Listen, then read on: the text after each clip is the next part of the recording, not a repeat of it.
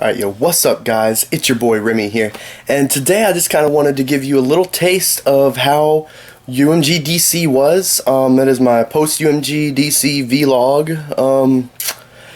Yeah, so a lot of stuff happened leading up to DC, obviously, and then a lot of things happened at DC. Not a lot of things like drama or whatever, but we did end up placing top 48. It was me, Slazer, Coda, and I still can't pronounce this guy's name. It's like Saleh Gaming, Saleh or something. But yeah, we placed top 48, which was my best placing in Call of Duty yet, which I know that's not a great placing, but when you've only been to 2 majors that where you finish top 80 and then you finish top 48, I'd say that's a pretty notable accomplishment. But yeah, the day before DC, I actually had somebody say that he worked till 10 p.m. the day before and probably wouldn't be best if he traveled there. So that kind of sucked. Not only were we out a man, but I had also already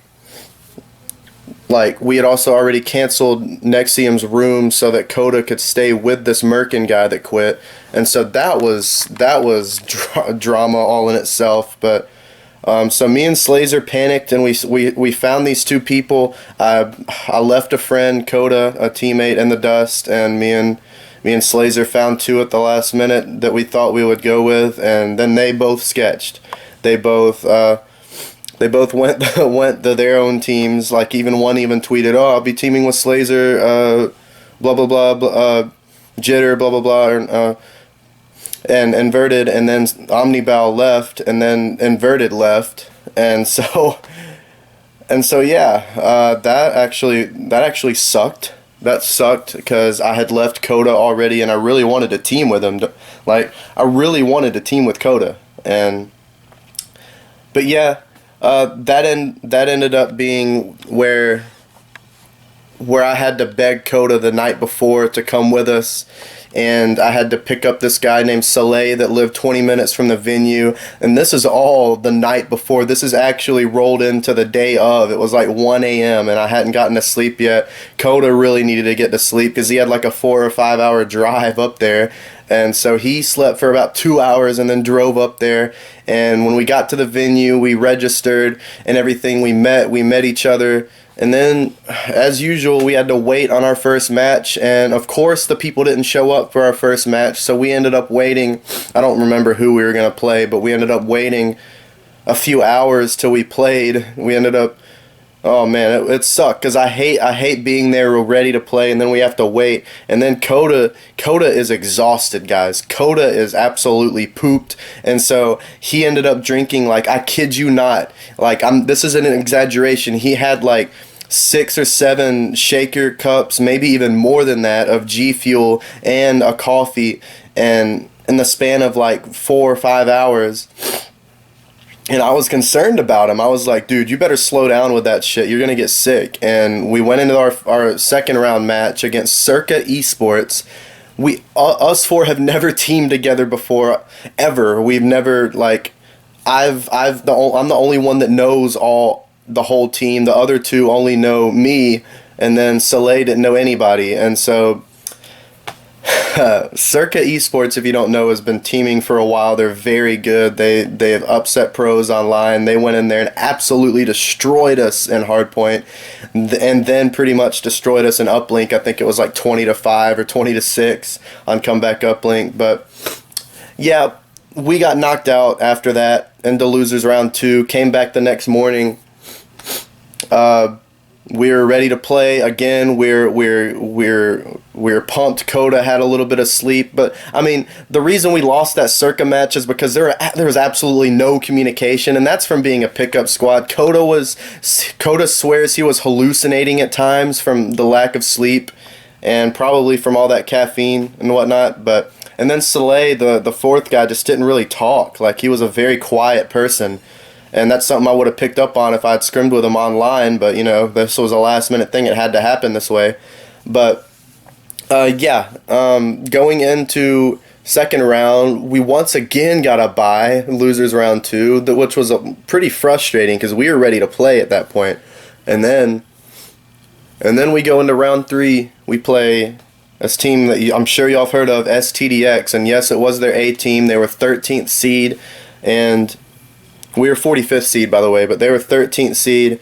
And that hard point, I don't know what it was, but all of us just turned up. The first map, we just absolutely turned up. My voice was gone after that first map. I was screaming at STDX. I was screaming call-outs. It was so much fun. It was the most I've screamed at an event.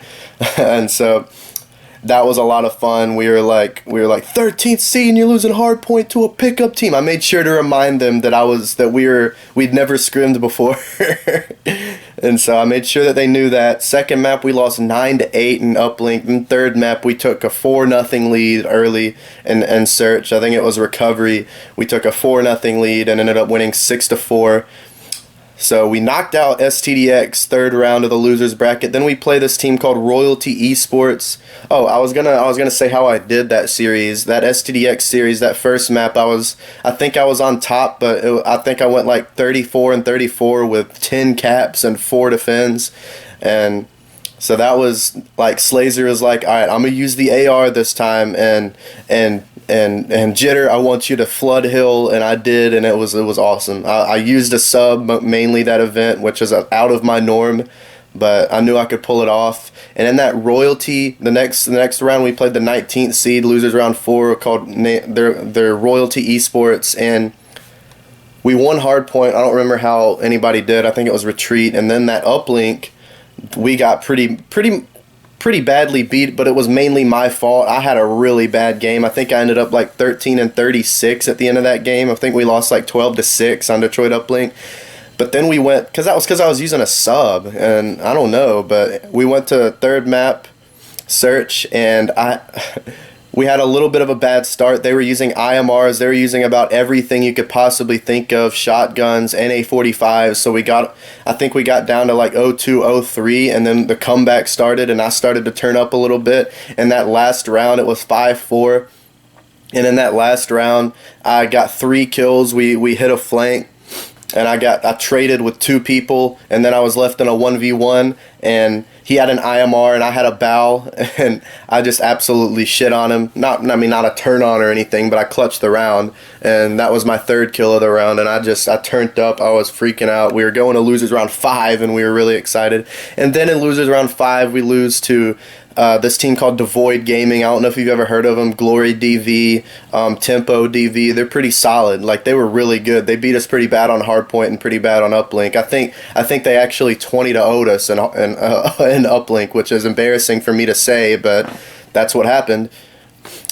But yeah, overall the event was fun. I'm very pleased with top 48. We get 1.4k pro points each from that. I'm very pleased with top 48 with a team that hadn't scrimmed at all, that didn't know each other at all. And so I'm very happy with top 48 with that team. Like, other guys say they were pickup teams or whatever, but the pickup teams knew each other, and the teams that finished a little bit better than us that were pickup teams actually already knew each other. Like Omnibow's team, they knew each other. We had no idea. I knew who Slazer was. We were the only ones. I mean, Coda too. Us three never scrimmed together. I scrimmed with them separately on different teams, but not even for that long, not for very long at all. So I really wasn't even comfortable with them, and those guys didn't know anybody but me. So yeah, overall that was a good event. I played pretty well. I felt like I could have played better if I was using an AR, but maybe for our team it was best that I used a sub. So you never know how things could have panned out if I actually did use an AR. Slazer ended up being our AR, and he actually played really well. But yeah, we could have probably beat or came a little closer to Circa and Devoid, if not beat them with a solid team that we had been teaming together with or whatever. But after this event, I was really displeased with how the owner of Nexium just bugged the shit out of me about contracts the whole time, and didn't even bother. We were beating these other big orgs, and he didn't bother to shout us out on Twitter once from the organization's Twitter. So Yeah, me and him got in a fight really after over Skype after that event. We didn't call each other on Skype, but I was messaging him telling him how displeased I was. And I mean, he did send us shirts, he did overnight us shirts, but still, like, that's not gonna make up for all the stupid shit. Because, you know, I pretty much just said to hell with that contract and blocked everybody on social media. But yeah, I don't want to talk too much about that because I did talk really bad about Nexium, and I don't. That's not really me to burn bridges, really. But I was upset. I was really upset about Nexium, about the lack of support when we're over here working our ass off, and how he just wanted to take 40% of the winnings. He just bugged the shit out of me about those contracts only because he wanted 40%. But yeah, that's gonna pretty much do it. The venue was beautiful. I really hope we go up there again for an event, or even I go up to DC again for anything, because I loved DC. DC was awesome. It was a great time. Great people, like really nice people up there. I was surprised. But anyway, thank you guys so much for watching. This has been the post UMG vlog. I hope you guys enjoyed, and thanks for all the support over the weekend. And I'm out. Peace.